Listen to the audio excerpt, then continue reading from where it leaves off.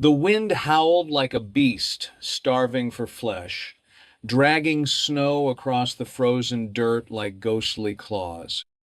Outside the saloon in Dalton's Crossing, nailed to a crooked fence post like a warning sign, a black man knelt in iron shackles. His fingers were blue, his breath came in clouds, but he didn't cry out. He didn't beg. He just stared ahead, past the people who passed by, pretending he wasn't there.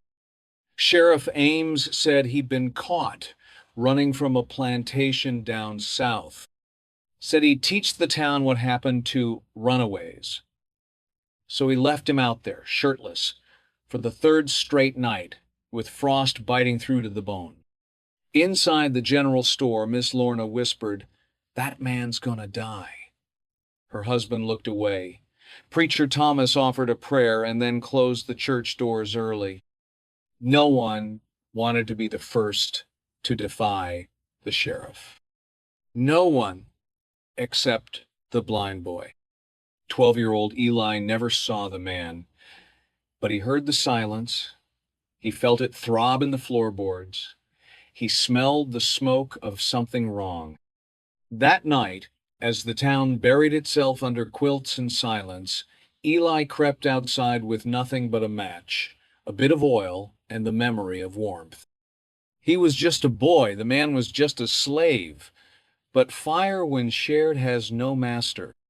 Eli had always moved by sound, by scent, by the pressure of footsteps on old pine floors.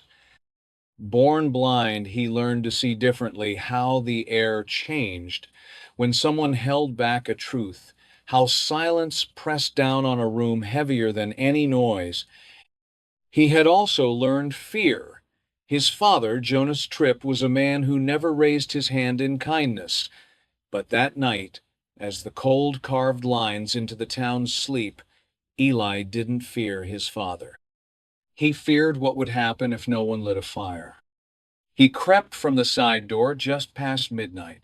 His boots were thin, the soles worn smooth, each step crunched ice like breaking bones. He followed the cold, followed the breathless air that thickened as he neared the fence post. And then there he was. The man didn't speak. Eli knew he was still breathing because he heard it dragged and uneven like wind through torn canvas. The boy unscrewed the cap on the little flask of lamp oil and poured it into the pit he'd dug earlier that day beneath the fence. Then he struck the match. The flame bloomed, small but defiant. Orange light danced across the man's face, cracked and weathered like a canyon wall. He flinched at first, maybe from shame, maybe from disbelief. But then he sighed, not from relief, but from memory. The kind that hurts more than the pain in your body. Eli sat beside him, close enough for the man to feel his presence. "You cold?" Eli asked. The man didn't respond. Eli tried again. "I can't see, but I know you're hurtin'. My mama used to tell me fire don't judge, fire don't ask who you are. It just gives what it's got." Still silence. Then a whisper. "Why you here?" The boy tilted his head, listening for threat, for mockery. There was none. "Because nobody else came," he said, "and because I had a match." Inside the sheriff's office, a figure stirred. Not Sheriff Ames. Not yet. But Deputy Grover, a man whose loyalty was only as thick as the whiskey in his gut, stepped to the window. He squinted at the flicker outside, saw shadows, grabbed his coat, but didn't open the door. In the morning, whispers grew like weeds. "Did you hear? That boy lit a fire by the slave. Fire's illegal after dark, ain't it? He's blind. Don't know better. Boy or not, that's disobedience." By noon, Sheriff Ames was stomping through the town square, his boots punching holes in the ice. "Where's the Tripp boy?" he barked. Jonas Tripp spat on the ground. "He ain't my concern no more. He's your problem, Sheriff." They found Eli still sitting by the embers, his hands held out, palms skyward, as if offering nothing and everything at once. The sheriff's face darkened. "You think this is kindness, boy?" he growled. Eli turned toward the voice. "No, sir. I think it's heat." Ames struck him. The blow sent the boy tumbling. He didn't cry out, just curled around his ribs, the cold leaking back into his skin. "You'll learn," Ames muttered. "We all learn." The man in chains didn't move, but something in his eyes shifted, something dangerous, something old. He said nothing, but the firelight had lit something inside him that wouldn't go dark again. That night, Eli didn't return home. Jonas Tripp barred the door, told the neighbors the boy was learning consequence. But Eli didn't cry. He curled under the church steps, hugging his coat around his shoulders, nursing the ache in his ribs. He didn't think of pain. He thought of the man in chain show. He hadn't flinched, hadn't begged, even as frost stitched itself into his skin. By morning, the fire had died, but the memory of it burned hotter than ever. And that's when something changed. The man, who hadn't spoken more than a word, lifted his head. His lips cracked as he whispered, "My name is Solomon." The first name the town had heard from him. That same morning, little Ellie Mae, the preacher's daughter, approached Eli. She handed him a crust of bread and said, "Mama says what you did was dangerous, but I think it was brave." She left before he could answer. By sundown, the stories spread. His name's Solomon. Says he was a blacksmith before they took him. Built a church bell in Georgia with his bare hands. No one knew if the stories were true. But they were told, and in that, Solomon became something more than a nameless body chained to a post. That night, someone else lit a second fire. A miner named Cobb, who'd lost his own son to yellow fever, slipped into the dark and laid coals in a pan beside Solomon's feet. He didn't say a word, just tipped his hat and walked away. The next night, another fire, this time with beans and a tin cup of broth. And each morning, Sheriff Ames raged harder. "This is my town," he roared, "and I say he stays until I say he don't." But Dalton's crossing was shifting. No one shouted, no one marched, but still the fires came, quietly, steadily. By the fifth night, 6 fires ringed Solomon like a silent vigil. That morning, Ames snapped. He dragged Eli from the church steps and nailed a sign to the gallows. No fire, no aid, no mercy. "Break it," he warned, "and you'll hang." But the very next dusk, a fire burned again. A single flame. A match struck in defiance. This time, Eli stood in plain view. He held the flame above his head like a torch. "You said no fire," he called out, "but you didn't say no light." The town held its breath. Ames stepped forward, hand on his pistol, fury boiling through his throat. But then something unexpected happened. Solomon, whose muscles had wasted from cold and chains, pulled himself upright, and he laughed. Low, deep, like a church bell across a canyon. The crowd stirred. Some chuckled, others stood taller. Ames looked around and saw what he feared most: not violence, not rebellion, but remembrance. They remembered who they were and who they might be. He couldn't shoot a blind boy. Not with the preacher watching, not with the whole town watching. So he turned, spat into the snow, and walked away. But Eli stood still, torch burning, light unwavering. The boy couldn't see the fire, but everyone else could. And from that moment on, no one could unsee it. The fires kept coming. Not just one or two, but a dozen burning low and steady around Solomon each night. Women brought blankets when they thought no one saw. Men left water and meat wrapped in cloth.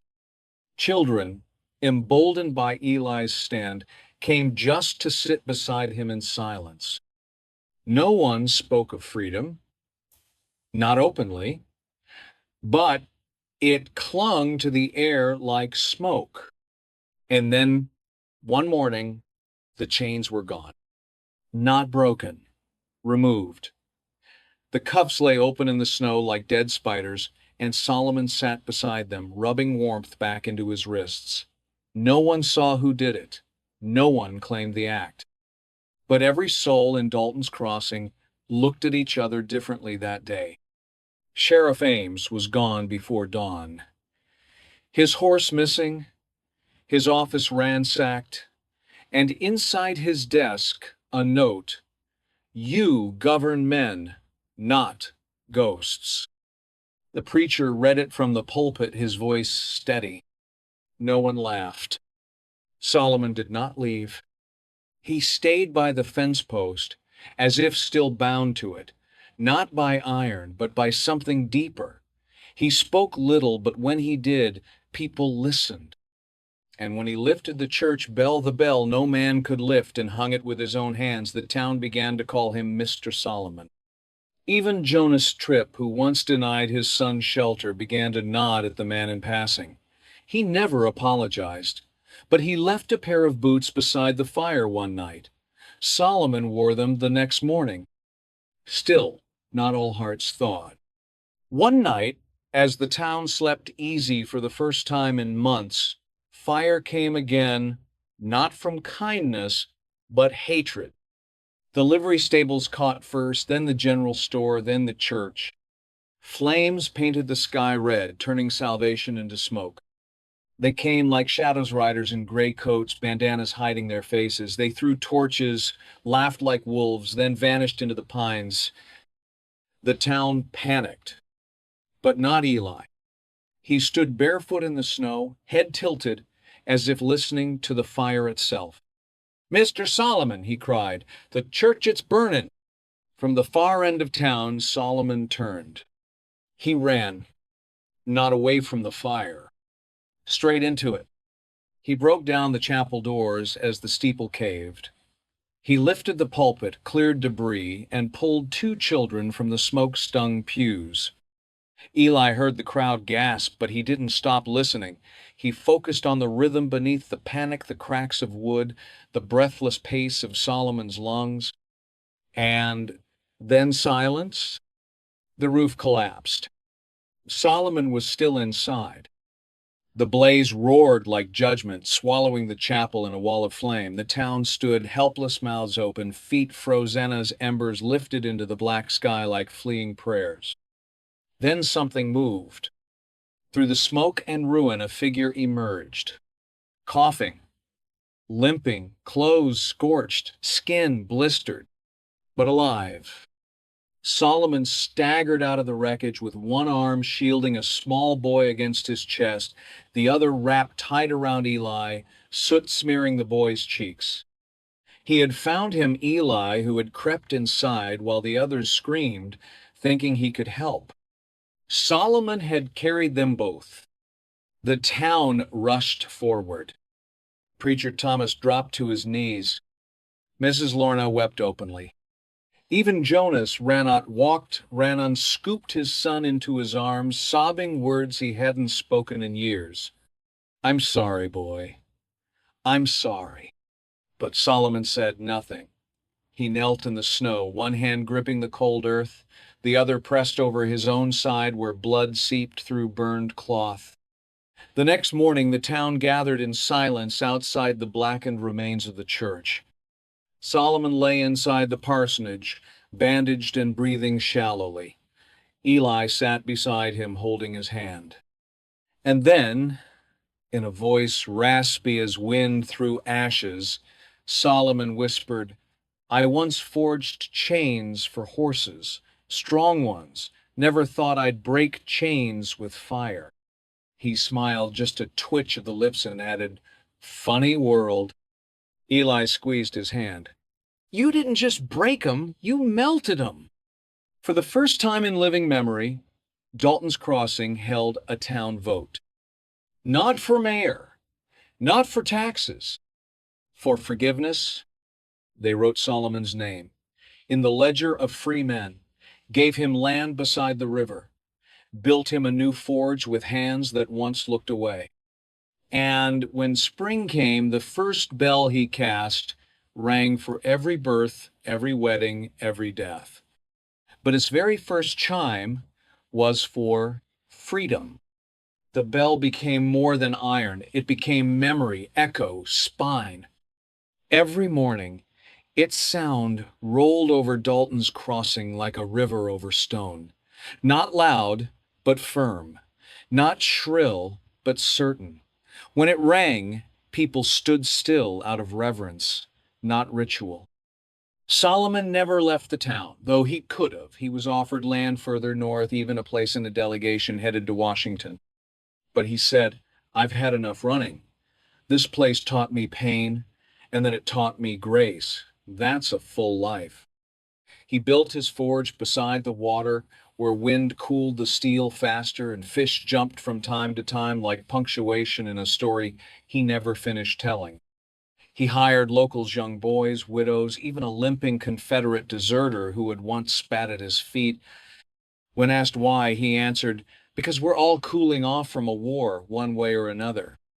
Eli visited every day after school. His sight never came, but he didn't need it anymore. His hands knew the forge like a second heartbeat. He listened for the sizzle of metal meeting water, the hiss of coal waking up. Solomon taught him not just how to mold steel, but how to carry silence like a gift. Every sound's got a shadow, Solomon once said. Sometimes what you don't say hits harder than what you do. As months passed, Eli grew taller, straighter, stronger. The forge gave him muscles, but it was Solomon who gave him meaning. The town changed too. The sheriff's office became a schoolhouse. The gallows were torn down and replaced with a garden beans, tomatoes, sunflowers. Every Sunday, Preacher Thomas read from the Bible with Solomon sitting behind him on the bench, not quite a deacon, not quite a follower, something else, something found. During harsh winters, townsfolk gathered near the forge, where the fire never died, not once.